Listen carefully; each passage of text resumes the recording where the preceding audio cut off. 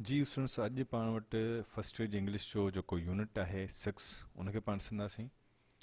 Unit 6 जेको आहे उनजो टाइटल तव्हांखे पेज ते नज़र ईंदो हूंदो। उनजो टाइटल आहे सेल्फ रिलायंस यानी ख़ुदि एतमादी, पंहिंजो पाण ते भरोसो, ख़ुदि इनसारी, पंहिंजो पाण ते एतबार।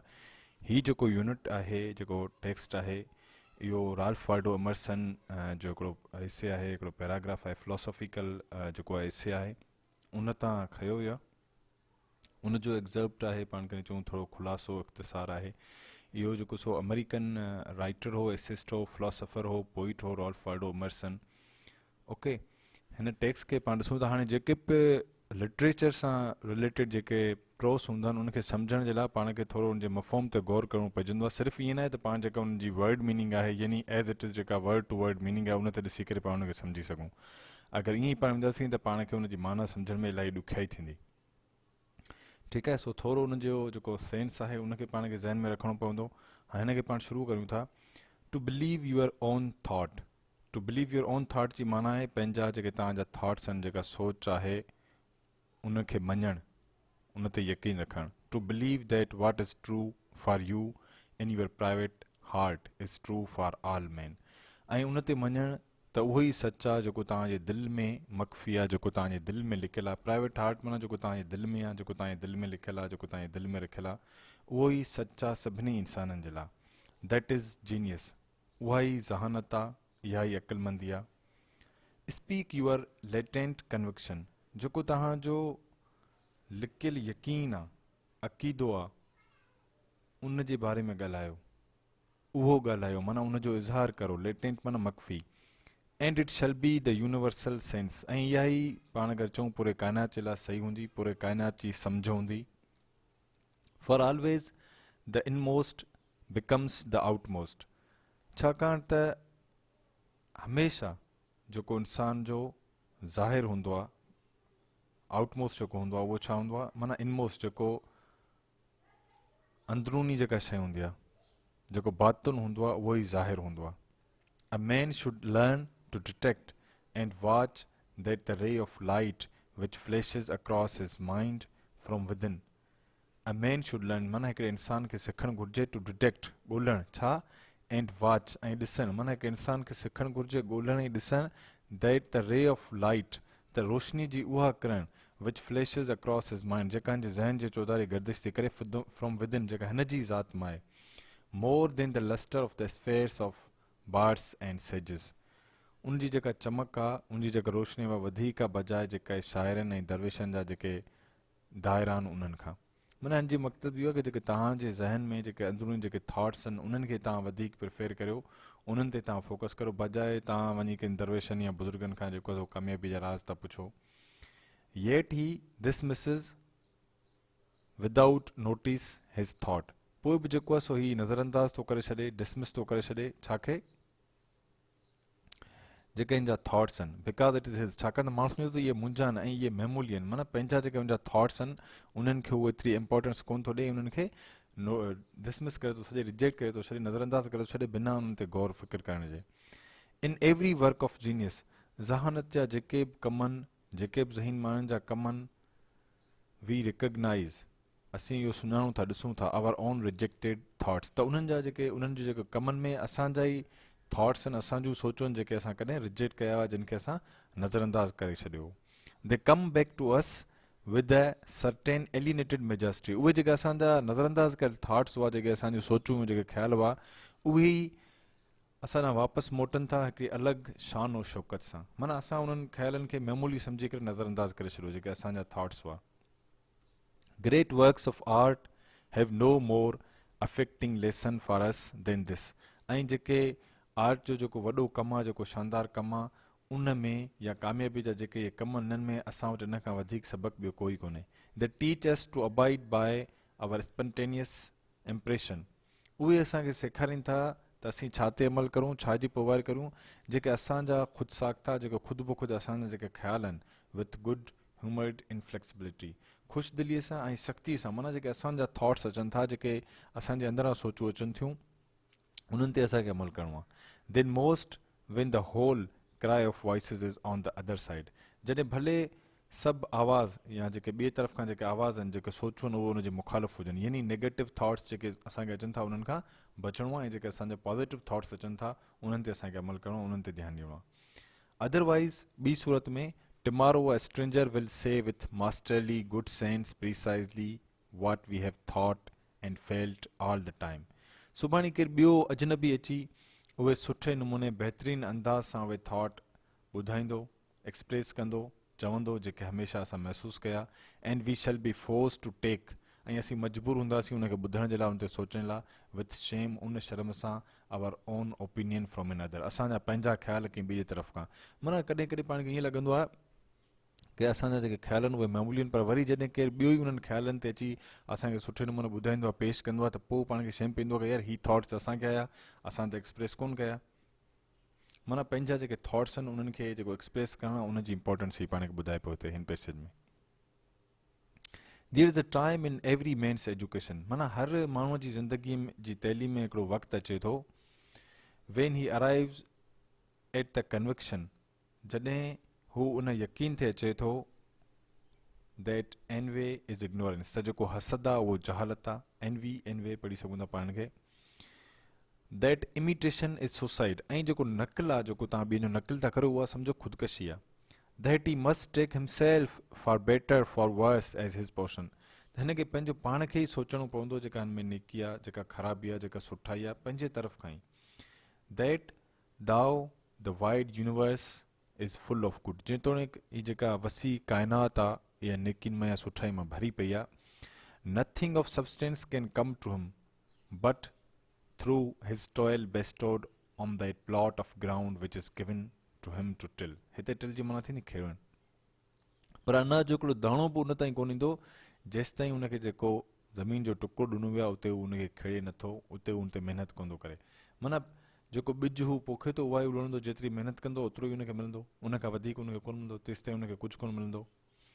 The power which रिज़ाइड्स in him is new in nature, जेका कुवत, जेका ताक़त हिन जे अंदरि क़याम करे थी, जेका कुवत ताक़त हिन जे अंदरि रहे थी, जेका कुवत ताक़त हिनखे ॾिनी वई आहे, उहा फितरत में नई आहे. एंड नन but he knows what he can do, ऐं केरु बि नथो सुञाणे, कंहिंखे बि ख़बर कोन्हे, सिर्फ़ु ही ॼाणे थो त ही छा करे सघे थो. नार डज़ ही नो अंटिल ही हैज़ ट्राइड, ऐं ही बि तेसि ताईं उहा शइ नथो ॼाणे सघे जेसि ताईं हिन उन ते कोशिशि कई आहे, हिन उन ते अमल कयो आहे. A man is relieved and happy when he has पुट हिज हार्ट इन टू हिज वर्क, हिकिड़ो माण्हू सुकून में हूंदो आहे ऐं ख़ुशि हूंदो आहे जॾहिं हिन पंहिंजे कम में पंहिंजी दिलि लॻाई आहे. एंड डन इज़ बेस्ट, ऐं पंहिंजी पूरी कोशिशि करे थो. But what he has said are done otherwise, पर रुॻो ही जेके ॻाल्हियूं करे थो ऐं जिन ते अमल नथो करे, शल गिव हिम नो पीस, उन सां हिनखे सुकून कोन मिलंदो. ट्रस्ट दाई सेल्फ, पंहिंजो पाण ते यकीन करियो. Every heart vibrates to that iron string, हर दिलि जी इहा ई पुकार आहे, हर दिलि जी इहा ई आवाज़ आहे, या हर दिलि इन ई तार ते वॼे थी. कहिड़ी ते? त ट्रस्ट दाई सेल्फ, पंहिंजो पाण ते यकीन करो, जेको हुनजो थीम आहे, हिन जेको टेक्स्ट आहे हिन जो जेको थीम आहे उहो ई आहे त ट्रस्ट दाई सेल्फ, यानी पंहिंजो पाण ते यकीन करियो. हर दिलि इहो ई आवाज़ ॾिए थी. हाणे अगरि हिनजी तव्हां वर्ड्स में पंहिंजो मीनिंग कढंदो वर्ड टू वर्ड त उहो तव्हांखे सम्झ में कोन ईंदी. ठीकु आहे, हिन सॼे जी पाण माना कंदासीं. Every heart vibrates to that iron string, माना हर दिलि जी इहा ई आवाज़ आहे, हर दिलि इन ई तार ते वॼे थी, त पंहिंजो पाण ते इतबार करियो. Accept the place the divine providence has found for you, ऐं उन मक़ाम खे क़बूल करो जेको ख़ुदा तव्हांजे लाइ चूंडियो आहे. The society of your contemporaries the connection of events, कहिड़ो मक़ाम जेको तव्हांजे हमअसर माण्हुनि जो मुआशिरो आहे ऐं मुख़्तलिफ़ वाक़िअनि जे विच में जेको तइलुक़ु आहे. Great man have always done so, अज़ीम माण्हुनि हमेशह ईअं ई कयो. And confided themselves childlike to the genius of their age, ऐं हिन जुमिले जो ॿ माण्हू थी सघनि थियूं. पंहिंजो पाण खे ॿारनि वांगुरु हवाले करे छॾियो, सौंपे छॾियो उन जी दौर में जेके ज़हीन माण्हू आहे उन्हनि सां, या पंहिंजे अंदरि जी जेका ज़हानत हुई उन ते हिकिड़े ॿार वांगुरु पंहिंजे पाण खे सौंपे छॾियो, उन ते अमल कयो, ॿार वांगुरु उनखे ॿुधो. बीट्रेइंग दियर परसेप्शन, ऐं पंहिंजे ख़्याल जो इज़हार कयो. हिते बीट्रे जी माना ॾिसो धोखो ॾियण बि इस्तेमालु थींदी आहे, पर हिते उहा कोन थींदी. हिते बीट्रिंग जी माना थींदी इज़हार करणु. ठीकु आहे, बीट्रिंग दिस दियर परसेप्शन माना उहो इज़हार कयो, पंहिंजे रवैये सां उहो इज़हार कयो. That absolutely trustworthy was seated, त जेका वॾ खां वॾी जेका ताक़त आहे, कुवत आहे, या बिल्कुलु जेका ईमानदारी आहे उहा उन्हनि जी दिलनि में आहे. वर्किंग थ्रू दियर हैंड्स, ऐं उनजे हथ सां उहो कमु पिया कनि या उन्हनि जे हथनि सां उहा कमु पई कराए, predominating in all their being, ऐं उन्हनि जे सॼे वजूद ते उहो ग़लबो रखे थी, उहा जेका कुवत आहे. What I must do is all that concerns me, जेको कुझु आउं करियां उहो इहो हुजे जिन जो मूंखे फ़िक्रु हुजे, जेको मुंहिंजो मसइलो हुजे. Not what the people think, उहो न जेको माण्हू था सोचनि, माना तव्हांखे उहो करिणो आहे जेको तव्हांजो फ़िक्रु आहे, जेको तव्हांजी ज़िम्मेवारी आहे, जेका तव्हांजी सोच आहे, इहो न त माण्हू छा था सोचनि. This rule equally arduous in actual and in intellectual life. पर हीउ जेको उसूल आहे इहो हिकु जेतिरो ई ॾुखियो आहे. अर्जुअस मीन्स डिफिकल्ट, ॾुखियो हक़ीक़ी ज़िंदगी में, ऐं अगरि पाण अमली ज़िंदगी में था चऊं त इहो उसूल अहिड़ो ॾुखियो आहे त कहिड़ो की तव्हां सिर्फ़ु इहो करो जेको तव्हांजो कंसर्न आहे, माण्हू तव्हांजे बारे में छा था सोचनि उन ते तव्हां फोकस न करो. इहो छो त ॾुखियो रूल आहे. may serve for the whole distinction between greatness and meanness. ऐं इहो ई जेको आहे सो तफ़रीक़ थो करे, फ़र्क़ु थो करे वॾाईअ में ऐं पाणीअ खणी चऊंसि ज़लालत में. मीननेस माना नीचाईअ में, माना सुठाई ऐं ख़राबीअ जो जेको आहे इहो ई वॾो फ़र्क़ु थो पैदा करे. इट इज़ द हार्डर, इहो मुश्किल आहे, because you will always find those who think they know what is your duty better than you know it. इहो मुश्किल आहे छाकाणि त हमेशह तव्हांखे अहिड़ा माण्हू मिलंदा जेके सोचनि सम्झनि था त हू तव्हां खां बहितर ॼाणनि था त तव्हांखे छा करिणो आहे. It is easy in the world to live after the world's opinion, माना दुनिया में दुनिया जी राय ते हली करे दुनिया जे ओपिनियन खे ई फॉलो करणु रहण त आसान आहे. It is easy in solitude to live after your own, ऐं अकेलाईअ में सभिनी खां कटिजी करे तव्हां पंहिंजी राय ते हलो, पंहिंजी सोच ते हलो, ईअं करणु बि आसान आहे. पहिरीं ॻाल्हि कहिड़ी ॿुधाई की दुनिया में रहणु आसान आहे जॾहिं तव्हां दुनिया जी ओपिनियन खे फॉलो था करो, दुनिया जे जेके माण्हुनि जी राय ते हलो था, इहो तव्हांखे फ़िक्रु आहे की माण्हू तव्हांजे बारे में छा सोचींदा. ॿियो वरी इहो बि आसान आहे जॾहिं तव्हां उनखां कटिजी वञो ऐं तव्हां सिर्फ़ु पंहिंजे करो, तव्हां केयर न करो की माण्हू तव्हांजे बारे में छा था सोचीनि. But the great man is he, पर अज़ीम माण्हू उहो आहे who in the midst of the crowd, जेको उन भीड़ जे विच में, जेको उन मेड़ जे विच में keeps with perfect sweetness the independence of solitude, पंहिंजी जेका अकेलाई आहे तवनाई आहे उन जो मुकमल आज़ादी रखे थो, माना पंहिंजी ॿुधे थो ऐं हिन भीड़ जे विच में बि रहे थो, दुनिया खां कटिजे बि नथो ऐं पंहिंजी ॿुधे थो. ईअं खणी पाण चऊं त तव्हां ॿुधो सभिनी जी करियो पंहिंजी, इहो कमु करे थो. इंसिस्ट ऑन यूअर सेल्फ, पंहिंजो पाण ते इसरार करियो. नेवर इमिटेट, कॾहिं बि नक़ल न करियो. Your own gift you can present every moment with the full force of a whole life cultivation, माना तव्हां पंहिंजो जेका तव्हांजो गिफ्ट आहे, जेका पंहिंजी तव्हांजी ज़हानत आहे, उहा तव्हां पेश करे सघो था, जेका तव्हांखे सॼी ज़िंदगीअ जे हर लम्हे ते पूरी ताक़त सां सपोर्ट कंदी, उपत ॾींदी, पैदावार ॾींदी, फ़ाइदो ॾींदी.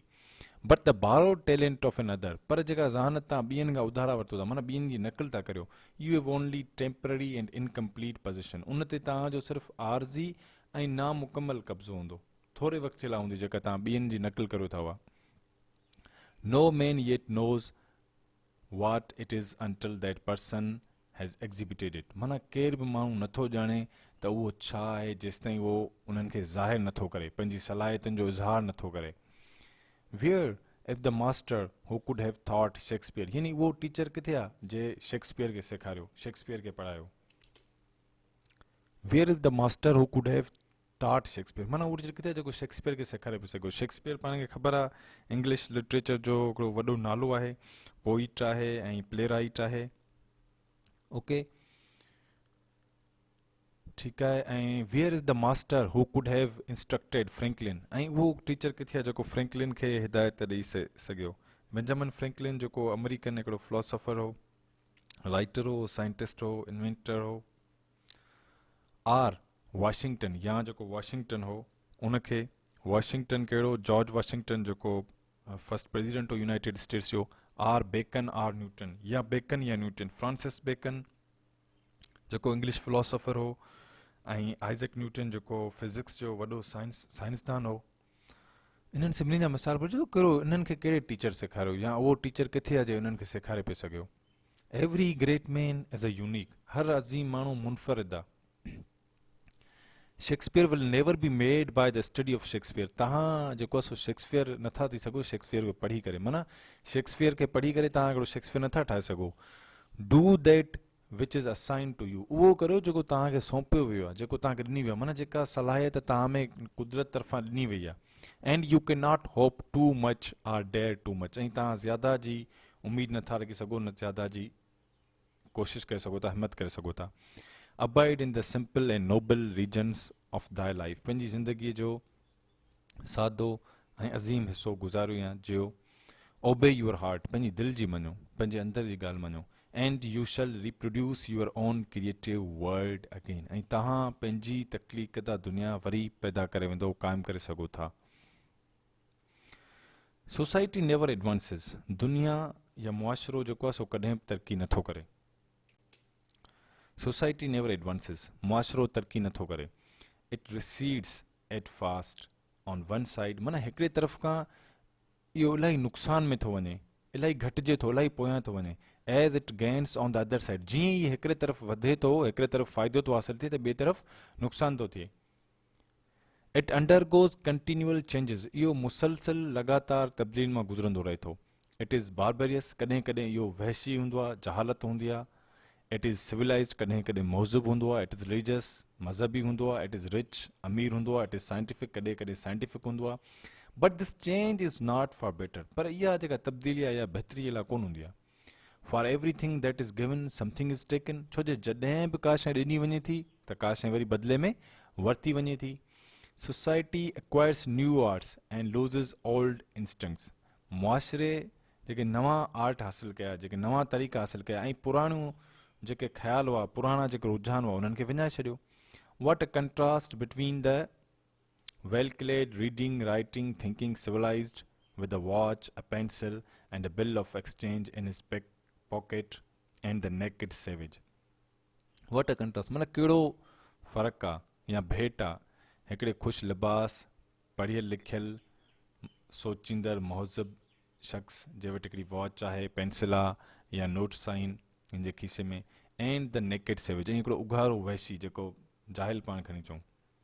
Who's property is a club, जंहिंजी प्रॉपर्टी छा आहे, रुगो हिकिड़ी हथोड़ी, एस्पेयर, हिकिड़ी कुॾड़ खणी पाण चऊं, समेट, हिकिड़ो पर्च, चटाई, and an undivided portion of shade to sleep under, ऐं हिकिड़ो अणविरायल ज़मीन जो हिसो जिते हू सुम्हे थो। माना इहे भेट पियो करे हिकिड़ो वहशी जेको जाहिल माण्हू हुनजे विच में, ऐं हिकिड़ो महज़ब सिविलाइज़्ड पढ़ियल लिखियल जेको माण्हू हुनजे विच में।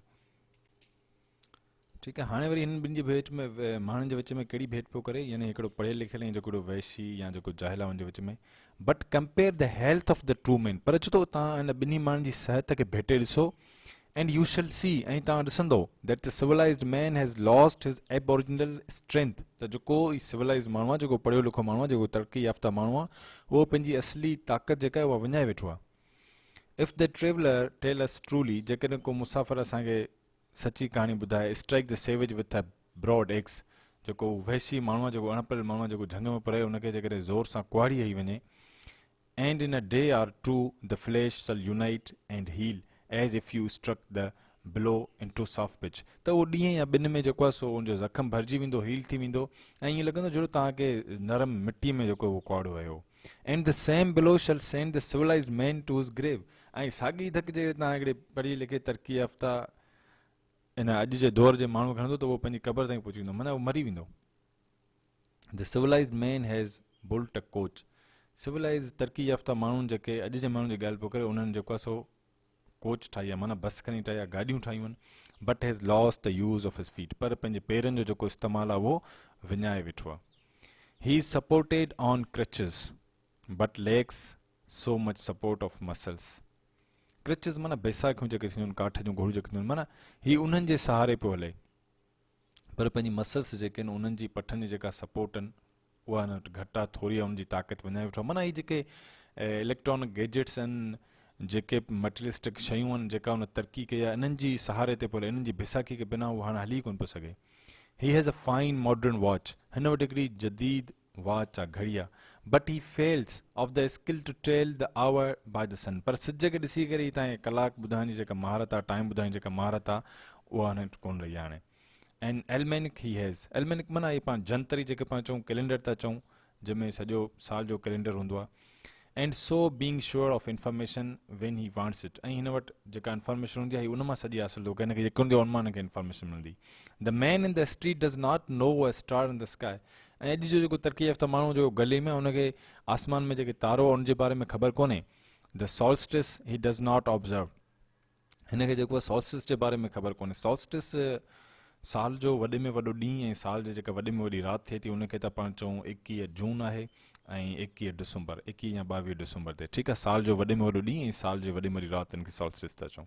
The इक्वेंस he knows a little. ऐं इक्वेंस जे बारे में बि हिनखे थोरी ख़बर आहे। इक्वेंस वरी छा आहे जंहिंमें ॾींहुं ऐं राति ॿई बराबरि थींदा आहिनि। 21 मार्च ऐं 23 सेप्टेम्बर, कॾहिं कॾहिं 22 मार्च या 23 सेप्टेम्बर।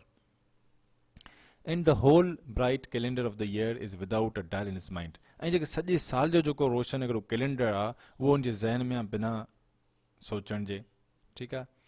हिज नोटबुक्स इम्पेयर हिज मेमोरी। ऐं हिनजो जेको नोटबुक आहे ते हिनजी जेका याददाश्त आहे उनखे कमज़ोर कयो आहे, उनखे बिगाड़े छॾियो। माना हाणे तव्हांखे शयूं यादि ई कोन थियूं रहनि, तव्हां उनखे पाण वटि नोट करे था लिखो। Nothing can bring you peace but your self.